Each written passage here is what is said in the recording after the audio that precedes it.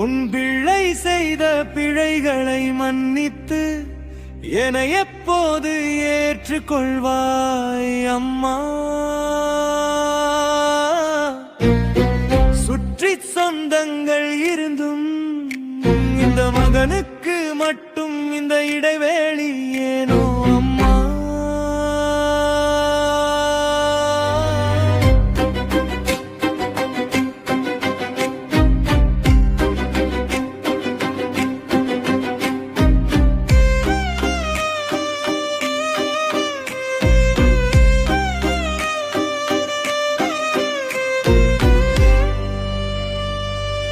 உன் பிள்ளை செய்த பிழைகளை மன்னித்து என்னை எப்போது ஏற்றுக்கொள்வாய் அம்மா?